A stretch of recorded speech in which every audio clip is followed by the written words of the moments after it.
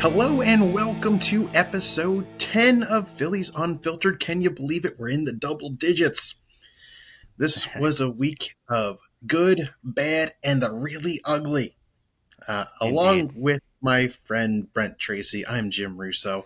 Let's get into this today.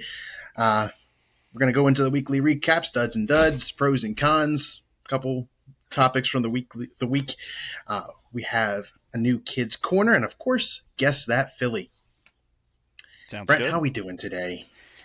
Not bad. Not bad today. As you said, it was a bit of an up and down, ugly, not ugly mix of stuff this past week, but ultimately, results wise, not terrible. It's just how we got there that was frustrating, I would say. I agree. I mean, we'll get to that part, but before we get started, what's your baseball pet peeve? Well, um, this kind of goes back to years ago, but it's become more of a pet peeve, I would say, in recent years as the Major League Baseball mentality has shifted to launch angle and power, power, power, and shifting away from bunting, small ball, and that kind of thing.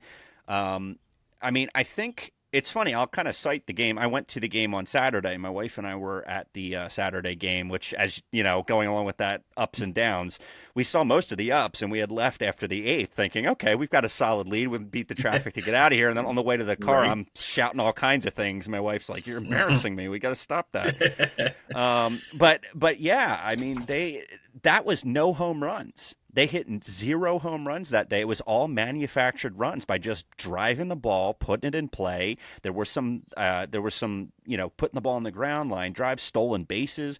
I mean, it was old school, not small ball per se, but it was not like relying on the long ball. And I like that. It was refreshing, and it's something that you need to be able to do because you're going to go through cold spells with the home run. It's not always going to be there, and Okay. I think it's an important skill for a team to be able to manufacture runs. They did a great job of moving runners. They had productive outs. You and I were texting during that, ground balls to the right side to move runners to third with less than two outs. Little things like that. I just don't think Okay. that's present in the game anymore, and it is All a right. it is a disappointment to me. So you miss small ball. You're not a big fan of the Sometimes launch angle exit velocity I love a thing. home run as much as anybody. I Yes. love to see a ball driven 415, 20, 50 feet. I love that. But what I hate, yeah, I hate the over analytical stuff at this point. I mean, everybody's so reliant on the binder and what it says about launch angle and this and that. Sometimes just common sense is important. If you have a hot hand, forget the binder. If you have a guy who's pitching really well, let him face the next guy up. If you have a guy who's hitting well, don't pinch hit for him. If he's 3 for 3 that night, ride the bat. See what happens. All Like right. I think sometimes they overthink things. All right. I mean, that's a pretty solid one. I'm going to go with something similar, but within the base pass. Okay. It's the over celebration of home runs. Okay. So you can call me curmudgeon, get off my lawn type here. Um, I think, for example, Fernando Tatis Jr. I think the Atlanta Braves, just in general, Jazz Chisholm, the people that Oh, stop mid trot, like I'm sorry, run through the bags, get or trot through the bags, finish the run around, and yeah. then you can celebrate all you want. I couldn't care less after the fact. But Right. I'm sorry, Marcelo Ozuna stopping to do some Little sort of shimmy. Yeah. shimmy and special handshake with Ron Washington a few years back. Like, come on, like that's just ridiculous. It's showmanship, and I do not like it. Like, I don't need that extra like sidestep from Tatis. Yeah. I think Vladdy might do that too. And then I can't stand the Jazz Chisholm Euro step. I mean, there's some things that are excessive, and I just don't think it's called for in the game now. Yeah. I know that there's places that over celebrate like that, and it's acceptable. To me, it's not. And it's just it might be that old school mentality. Just within the base pass, play the game and celebrate afterwards. You can wear your home run hats. You can take your tridents. After the fact. Well, You and I know. don't mind. I don't mind like when the Phillies do the bullpen thing. They like give Yeah, I the mean, but they're not nod to the bull. But stopping mid trot right, to do they're it. they're continuing to run and they're just kind of giving a show of respect to the bullpen Yeah, guys, just kind of, and that's fine. I agree. But the stopping and the dancing in the middle of the thing, just keep like going, just like get, yeah. right, and you got like a Rosarena who stops and crosses his arms. Like, come on, just finish, man. Like, It's like the like MLB the show, all the crazy right, celebrations you can do yeah. in that, like tumbles But and stuff like that. it's like the act like you've been there before thing isn't there anymore. Yeah, Like, I mean, if it's a walk off home run, that might be a little bit different, but like sure. it's not going to change the game. Oh, you're down 6 runs and you hit a home run, you're still going to do that? Yeah, you do. It just Oh, it it's happens not all the time. Yeah, when a it's team's not down cool. 7-2, seven, you're down 7-0. You hit a solo shot. You're 7-1 I in the mean, eighth, man. Like, chill. You're it's you're still like getting beat. right. It's like I don't mind the bat flips, hey, but it's within the trot, but it's not like you're stopping midway through it. Right. There's, And I yeah, don't I don't mind a guy taking a look at a ball, especially if it's like a yeah, monster, like a 450-foot bomb. Yeah, look at that. I, That's a feat of strength, and you have a right right. to take a look at that for a few seconds before you start your run. Like right. There's a difference between an epic shot and a wall scraper. Yeah, exactly. But Yeah, because guys will do that, and but then it'll stay in the park, and that's just embarrassing. right, yeah, or Jared Kelenic. Yeah. Um, so after all that said and done, we have the week that was. As Yes. I mentioned in the intro, the good, the bad, the ugly. The good part is it was a winning week, right? We Yeah. took 2 of 4 from the Giants and 2 of 3 from the Marlins. However, Right. that 5-3 record should have been more like 6-1. Yes. No, it was four. Yeah. I'm sorry, 4-3 record should have been more like 6-1 or 5-2. Yeah. Um, Yeah. We should have there had they more. were Yeah. there were 3 winnable games against the Marlins that didn't turn out as they should have, and due to one bad inning against the Giants, it could have been by Taiwan Walker not having a great inning, having a costly error during that inning as well. That game was winnable before those moments because we scored enough runs to win that game outside of that third inning, second inning, whenever they scored 6 runs against us. Right. But before we get started on everything in this weekly recap, I need to issue some sort of retraction about this bullpen. Episode 1, I thought this was going to be a strength. Collectively, they're atrocious. I cannot watch Jordan Romano throw the pitches he threw on Saturday, say he thought he executed just fine, Oh and you man. let up Yeah. 6 runs. Come on. Yeah. It's funny you say that. I was saying to my wife, because we watched that interview, I came across it on social media, and we watched it together.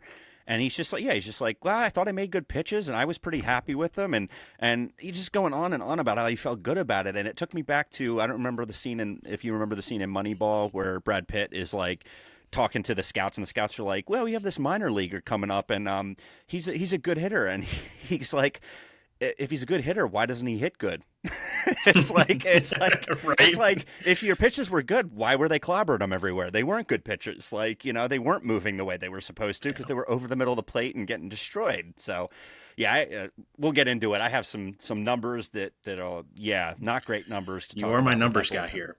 Well, I All hate to right, be that so because that's not my forte, but no, sure. that's fine. I have mentally coined you the numbers guy. I don't bring the Fair enough. numbers, you do. Sometimes, yeah. So after I gave my retraction, I regret that episode 1 strength of the team as the bullpen.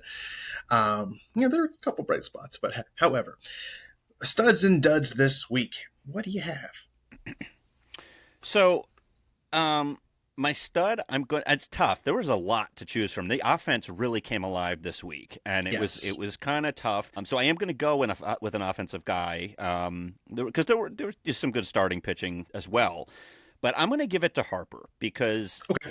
his power woke up. The Harper Yes. that we know and love was here this week.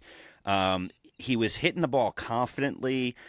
He wasn't chasing as many pitches. He was letting the ball come to him, taking his walks when they were given them. But he had 3 home runs this week.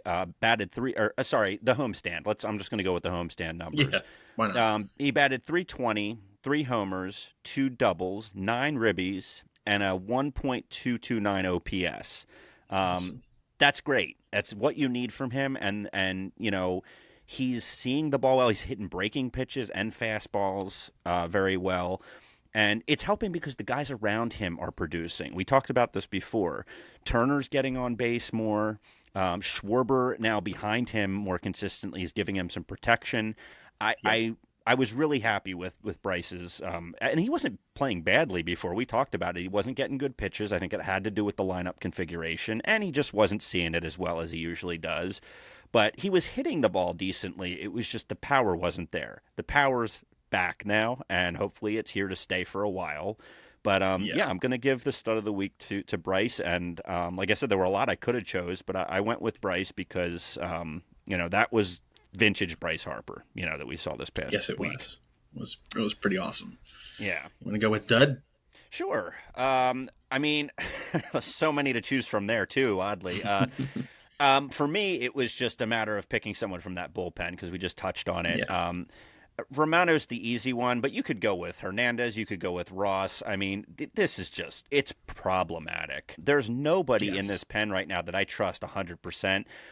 Strom, I trust. He had that rough outing yesterday, but part of that was the ghost runner that he, inherited. And Strom has a history of bouncing back after having a tough outing, and it's been now 3 years. So I don't really have issues with him. Alvarado has been a little bit more reliable than some of the other guys lately. So, but yeah, I'm gonna just say I guess Romano. That's easy, but you could go Okay. with Hernandez. Would have been my second one there because he just got lit up too against the Uh, Marlins, and it's just not okay. So, how about you, studs and duds? Side note, yeah. Side note: as we're recording this episode, the Phillies are I opening their series against the Mets, and Aaron Nola just let up a home run to Francisco Lindor. I just saw that. So, Yep. yeah, so lovely. As far as stud goes, I wanted to go with Bryce, but since you did, I'm going to change it up a little bit. I'm going to go with my guy Bryson Stott at the That was leadoff my spot. second choice. That was the second. It's like, you know what he's doing? He's seeing tons of pitches. He's getting on base. Yep. It's great. I'm Yep. so happy that he's in that spot. That's what we've wanted all along. And that's where he belongs. He's shown us within the last few days, at least, that he can provide offense at that spot and start the game exactly where it needs to be, and that's on base. Yep. And he's stealing So, bases. He's stealing bases successfully, and, Yeah. and so he's I don't have all the numbers, but most of the games that he's been leading off, he's been getting on base to start that Yeah. game. Yeah, So, and like you said, I'm- seeing pitches, even when he's making Yeah. outs, he's seeing 6, Yes. 7, 8 pitches, and that in itself is valuable, even if you're not getting on base on that particular at bat. and he's not like he's hitting the ball softly. He's hitting Doubles. he's hitting the ball hard. He's making Yeah. hard outs if he hits the ball. I mean, he had a nice little bunt single to lead off the game on Sunday. That was nice to see. Yep. I mean, it was 3 pitches in, but that's okay because you know what, you got on base. As far as dud goes, I'm going with the bullpen as well with Carlos Hernandez. There you go. Yeah. The guy can't throw strikes, so I don't need to see you. I see why you were let go by the Royals at this point. I was going to say there's a reason the Royals let him go. Side note, Right. Nola did just strike out Juan Soto, so cool. He hasn't been having the he has best not of li- seasons so far. He's not living up to that massive contract yet, but still, Yeah, let's build the I'm confidence for happier Nola it. with that. Like, I'm happier for it that Juan Soto's not having a great start. But that's happened before, and he is Juan Soto, and he's one heck of a player. So I don't think it's going to last forever for No, a he'll bad wake start. up. And you could, as you mentioned, you could have mentioned anybody from the bullpen, Yeah. virtually, like Romano. But I think Carlos Hernandez hasn't shown me anything that's worthwhile outside of Romano, Yeah. who we've mentioned several times already. Well, I mean, All right. Romano had a couple of decent outings in the midst of some bad ones, but I don't think Hernandez has had one outing that I would look to and say, "Oh, he did okay there." He's had pretty much all bad outings. Yeah, I'm pretty sure when he opened the season, when he opened his season against the Nationals, he let up a run or two as well. Mm-hmm. Yeah. So it nothing special. We won't see him much longer at this point if it keeps up. So that brings me to pros and cons of the week. I think I mentioned in one of our posts on social media that the Phillies have a run production problem. That kind of changed this week. The offense stepped up with this new lineup configuration. I think that was a pro of the week was the overall lineup and the offensive production. I mean, there's still some times where runners in scoring position are a mess, but they're walking. They were making productive outs this week, and it was good to see. There was some sac flies. So there was some ground out to the right side when there's a guy on third base. They did what they needed to do with the bats this week. What do you think? Yeah, I mean, that's a great one. The offense is obviously a huge pro, but I'll just to say something a little different. I'm going to say the starting pitching. It was a little bit back on All right. point this week. They had a little bit of a dip last week, but I think they kind of bounced back. Wheeler was incredible this week. 13 Ks in his outing. Looked like the Wheeler of old. He was moving the ball. He was doing whatever he wanted with the baseball, which was great to see. And we knew he would. You knew he wasn't going to be in that funk for the whole year. It was about just kind of getting that arm loose and getting comfortable, but he looked great. That was awesome. Sanchez has been Sanchez. I mean, he's just looking so good early. Luzardo got robbed yesterday because of the bad bullpen. Because I mean, the three of them have been just. I mean, Wheeler had a little bit of a dip, but Sanchez and Luzardo have been money from day one this season. And Wheeler, you're going to get top-notch stuff from him ultimately. It's just, he's going to have a little bit of a funk sometimes at the beginning, and he does start slow occasionally. That's not unusual for him. But no, I would say I'm going to just say the starting staff, this week, in addition to the offense. Those two units are good right now for the most part. It's just the bullpen. If they can get that bullpen fixed, this team, the limit, it's limitless how far they can go. Does that bring us to your con? Is the bullpen?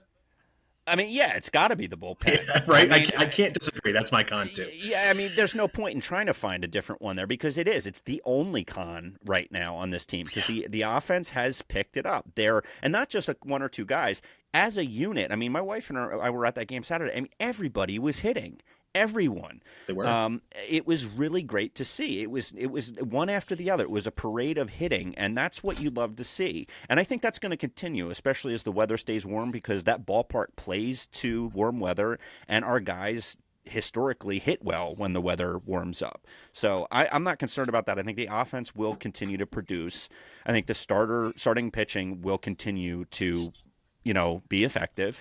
But yeah, the bullpen. I'll talk about the stats. Right before we logged on to do this, I saw some stats. I was watching the pregame show, actually, the Phillies pregame show. The Phillies bullpen has the highest ERA in baseball besides the Nats. The Phillies bullpen ERA is 5.81. The Nats was like 7 point something, so they were almost like a run and a half worse. But everybody else, like literally, we're 29th in the league, our bullpen in ERA. You're not going to win a championship with that. So either this group has to figure it out, or Dombrowski's going to have to go out and make some changes here over the next couple of months because you're not making a run at the World Series. You're not even going to get into the postseason if you keep this up because your starters are giving you, in a lot of cases, 6 solid innings, sometimes 7 solid innings. That in this day and age, that's great. I mean, they're giving up 1-2 runs. You got to be able to make that work. You got to be able to get wins, and especially when you've got like a 4 or 5-0 lead. That's got to be an automatic win. There should not be a concern on anybody's mind that that's not going to hold up, and it's got to. For as great as this starting pitching has been, Wheeler and Luzardo and Sanchez, the bullpen has been that bad, and that's a major problem, as you mentioned. Being 29th in the league in ERA is not going to win games. They literally lost us a game on Sunday and almost lost us the game on Saturday. It's a major, major, major problem. It needs to be addressed sooner rather than later at this point. Hopefully it could be internal and they can fix it. Well, look, you're not going to replace an entire bullpen. That's not realistic. No. I see fans commenting like they need to get rid of everyone. It's like, okay, guys, like let's live in reality here. That's not going to happen. All right. I mean, Kerkering was a bad outing. He left a slider up in the zone and it got hammered. Do I think he's going to continue to have problems like that? No. I think he had a bad day. I think he's continuing to improve. He's getting more and more comfortable with his pitches at the major league level.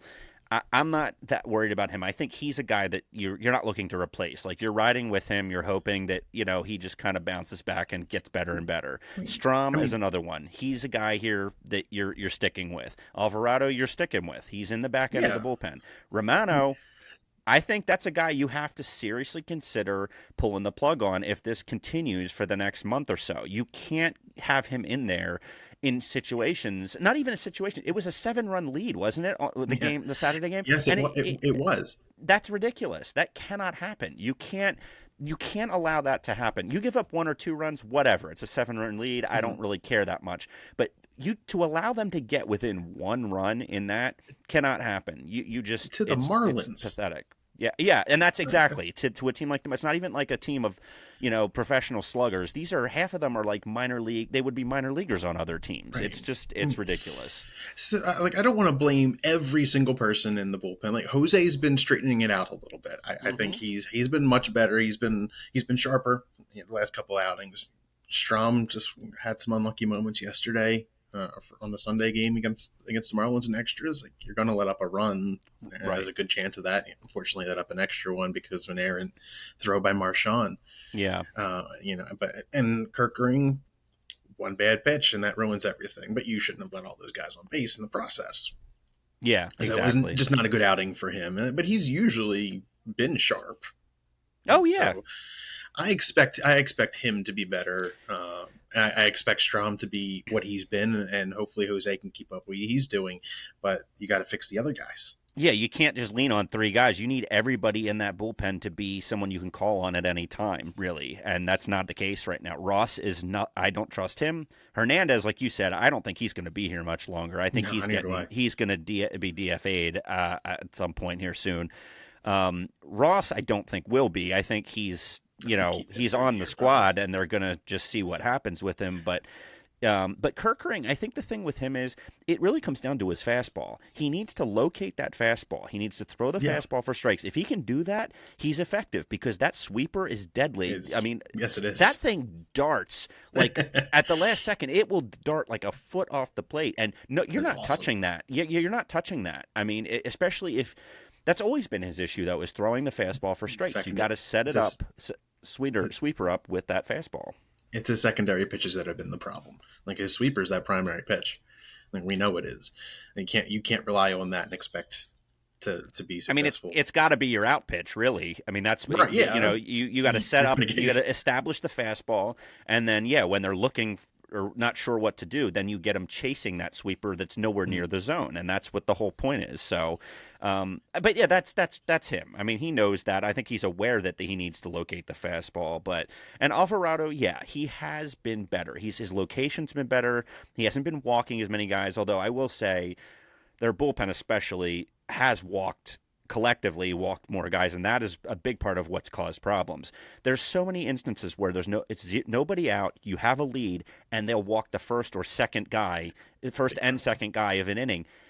Just what are you doing? You have a lead. Lay the ball in there. If you have a 4-run lead, who cares if you give up a solo home run? Throw strikes, make them hit the baseball. But why are you giving them free passes then to give up a home run like Kirkering did? And then that's a 3-run shot, and you're just giving them people on base to catch up in the game. So you gotta stop the walks. I think that's the big key for this bullpen turning it around is just throw strikes. You trust your stuff, throw strikes. All right, that's pretty much it as far as pros and cons go. It's glaring right now. Hopefully it changes. No dancing around it. Hopefully it changes. We're down 1-0 right this second, as it's 7:30 on Monday. Night, but hopefully they can turn around, have some offense going. But there were a few points during the week that stood out to me, specifically during the Giants series. There was a moment where JT Realmuto struck out on an egregious strike call. I mean, this thing was... It was at least 6 inches to 8 inches off the plate. Several inches off the plate, and he was rung up on it. My issue is, why didn't Topper come to the defense of his catcher? Like, I think Topper should have been in the face with the ump at that point, and like going nuts. Like, why are we calling this a strike in a pivotal moment, like that was a terrible call. Like, where were you? Is it a problem going forward that he's not coming to the defense of his players on the field? Like, hey, he's going to defend them in the press conferences and say things. He sugarcoats a lot, what I realized in those interviews. But like during the game, what are you doing? Yeah, I mean, he has gotten tossed before. It's not like he's never done it. It's not as common as Girardi or Kapler even. There was a point where Kapler finally, I think, realized that he had to because he was on the hot seat. But I don't need Thompson to not be who he is. He's a calm guy.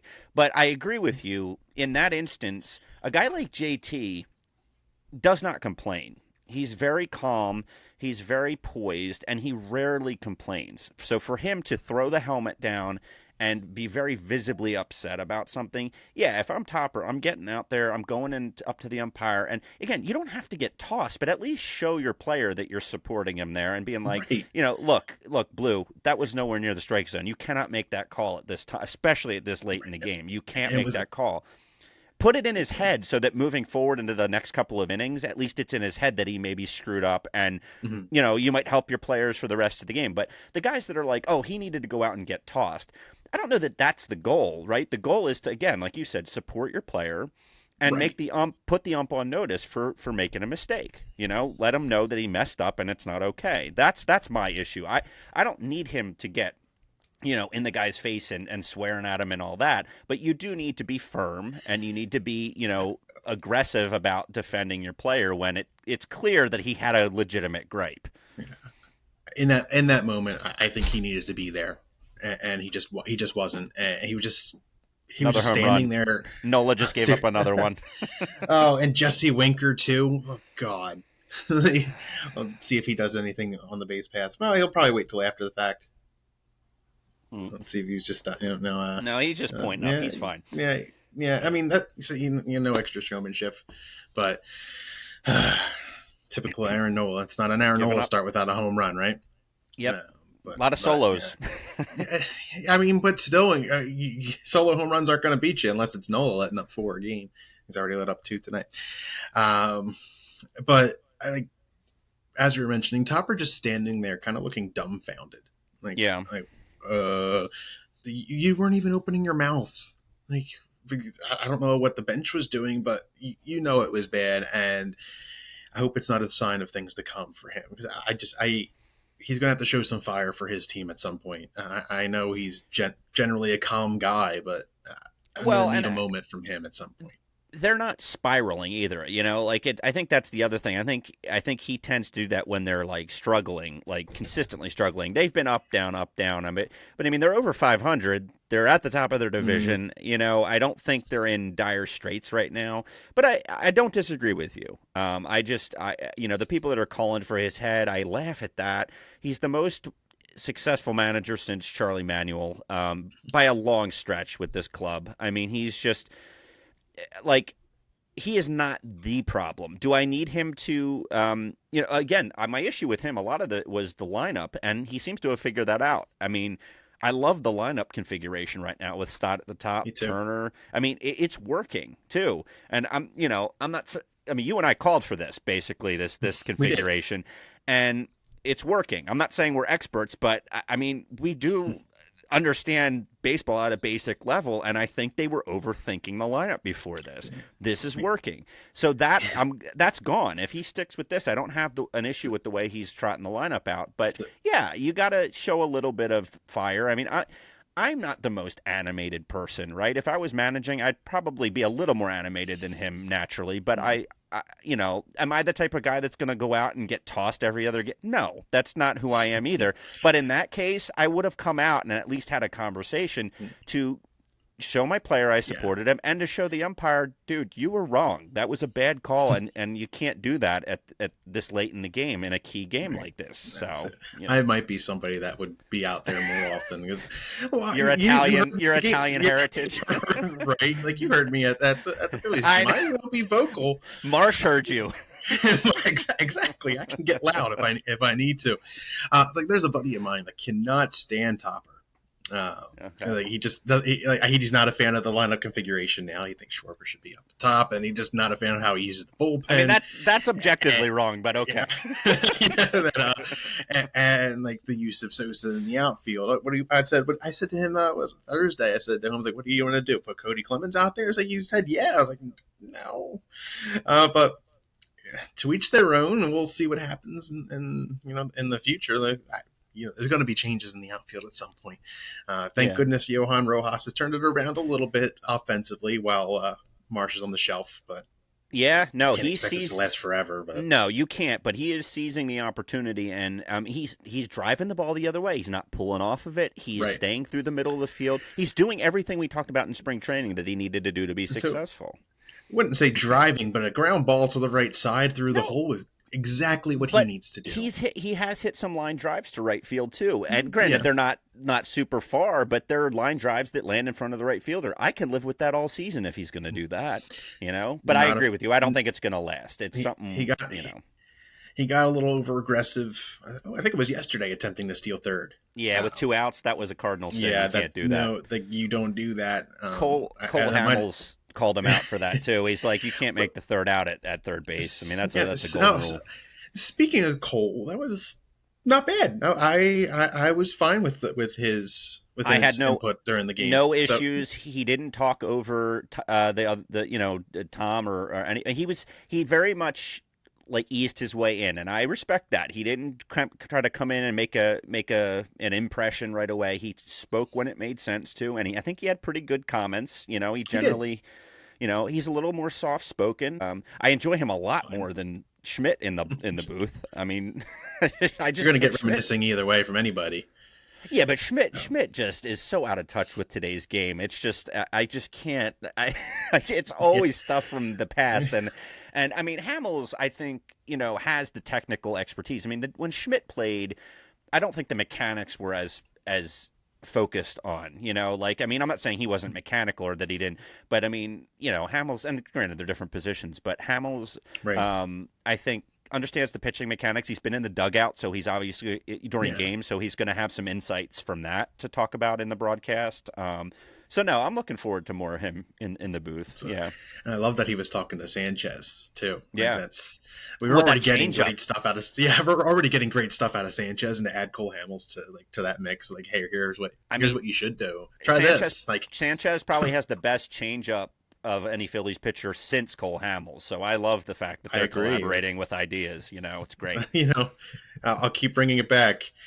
I'm so glad that he proved me wrong. It's so fun watching him pitch. Yeah, it's like I'm very happy.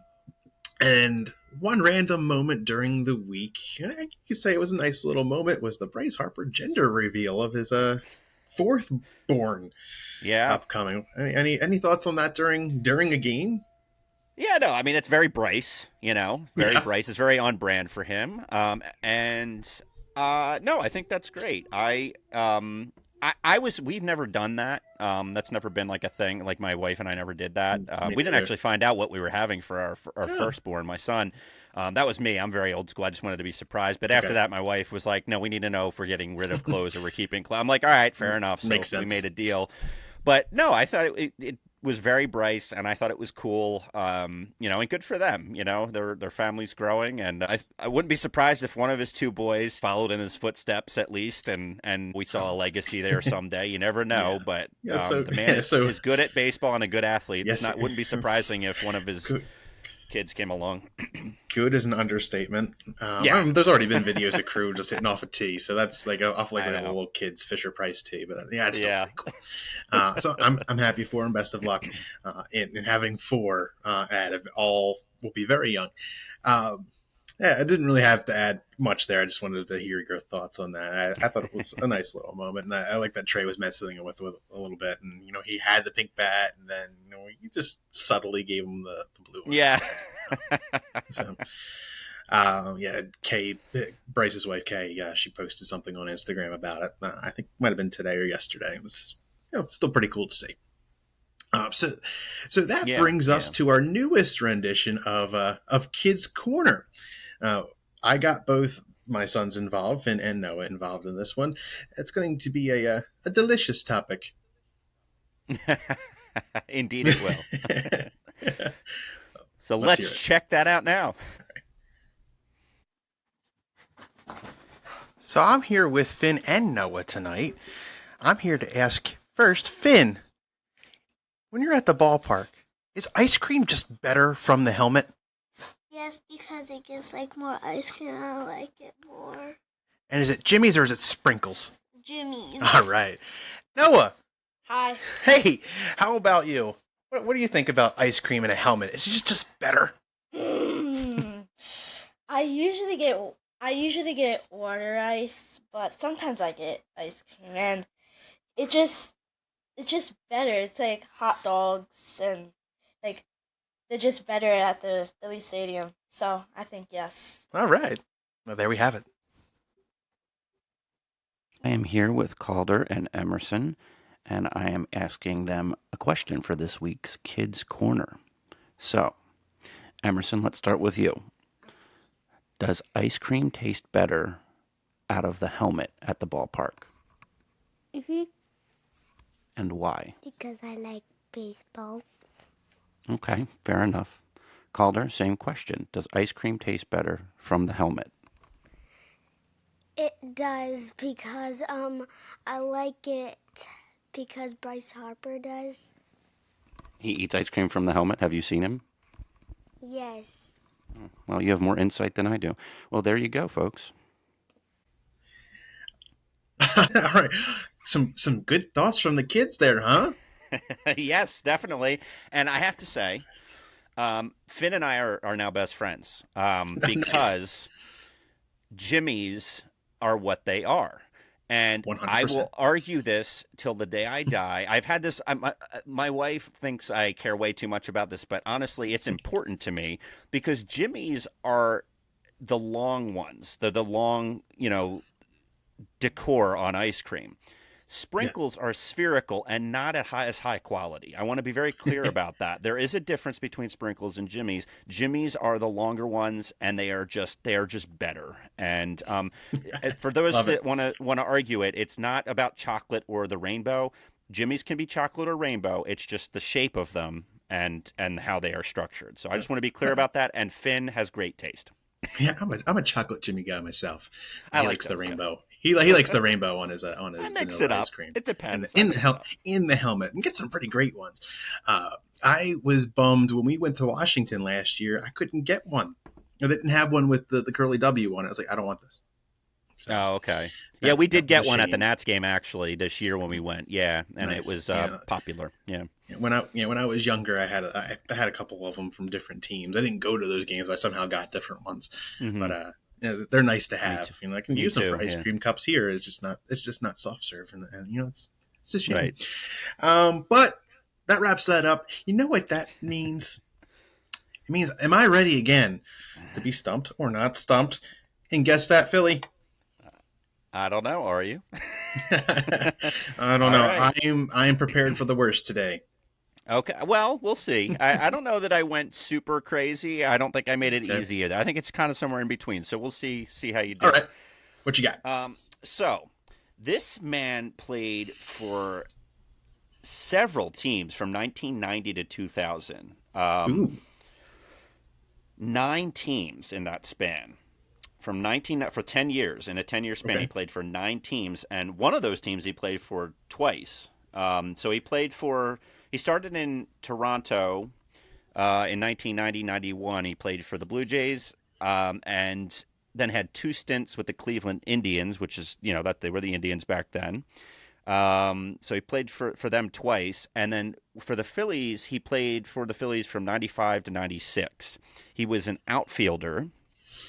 Um, he batted as a switch hitter, threw right-handed, Okay. and he was a pretty good power hitter. That was, I think, what most people Really? would probably remember him as a power hitter. Now, I will say he didn't have a ton of home runs, but he had like a span there where he hit home runs. You know what I mean? Like kind of in between Mm-hmm. there. His batting average for his career was 259.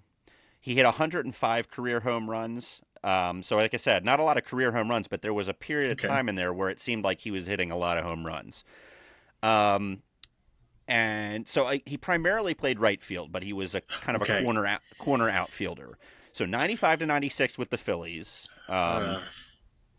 You can keep that Man. part of it in mind. Okay. 95 to 96. So we're real young here.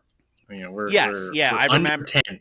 I remember this guy when I was really starting to get a sense of what baseball was and how it. You know what I Okay. mean? Like that was. Yeah.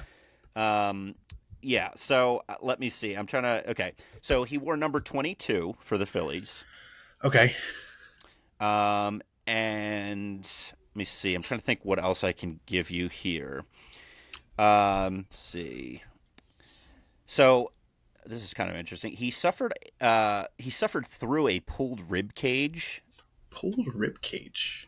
Pulled rib cage muscles early in the 1994 season, and he was limited to 92 games that year.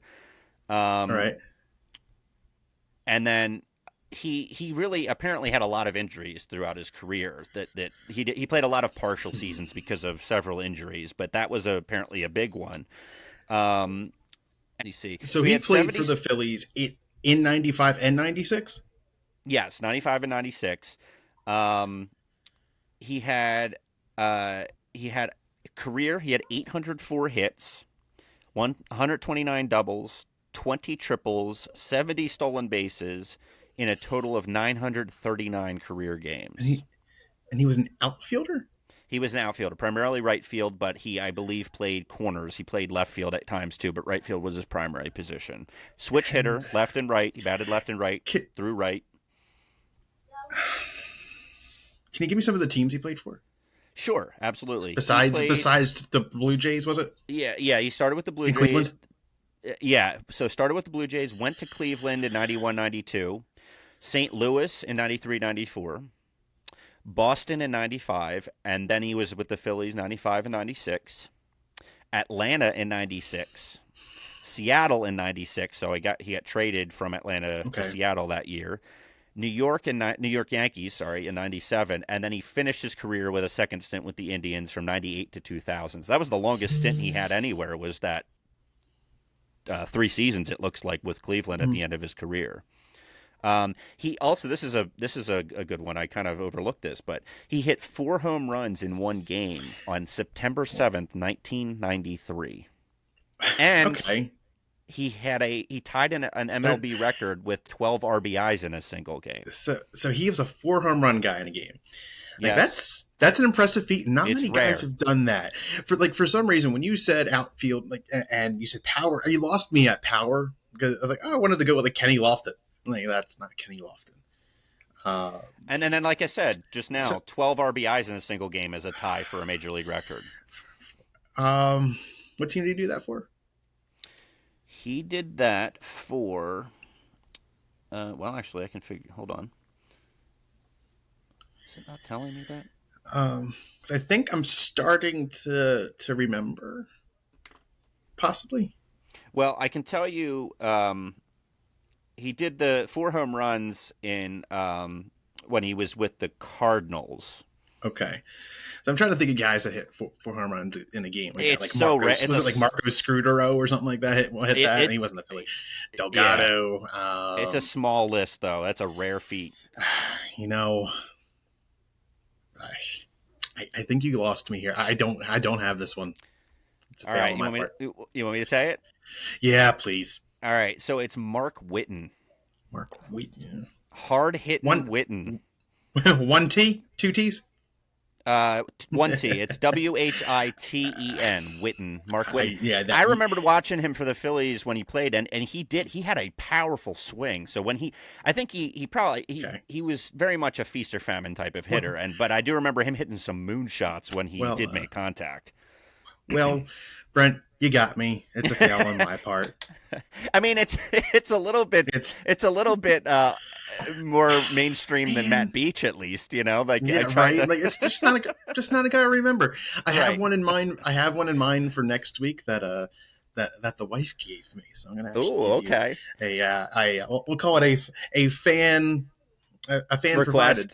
Yeah. A fan request. I will say, I'm detecting a pattern with us, and that is, you seem to be better with the dark years post, the World Series team 08, 09, 10, 11, that group of guys, that the I guess it'd be 2012 to kind of 2016 Right. group. You got the early years, and right? I'm the 90s. Yeah, I seem to have the 90s guys down, and so I'm detecting a pattern there. So maybe I got to flip-flop and give you some guys from that. We shall see. Yeah. So that pretty much wraps that up. While we're watching this, doing this, the Phillies have the bases loaded, and Kyle Schwarber just struck out.